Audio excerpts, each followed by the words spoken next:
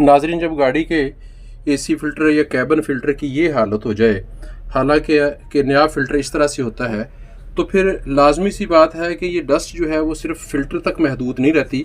बल्कि फ़िल्टर की दूसरी साइड अगर आप देखें तो दूसरी साइड भी उसी तरह से उसका वो भी मैली हो चुकी है। तो ये डस्ट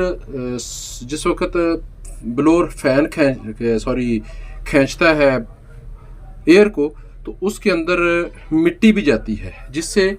आपकी गाड़ी का एसी बहुत जल्द चोक हो जाता है, यानी उसका वाइपोरेटर चोक हो जाएगा। और फिर आपको हर सीज़न पे उसकी सर्विस करवानी पड़ेगी और उसकी गैस जो है वो रीफ़िल करवानी पड़ेगी। इसलिए अपनी गाड़ी का एसी फ़िल्टर यानी कैबिन फ़िल्टर बर वक्त साफ़ करवाएं।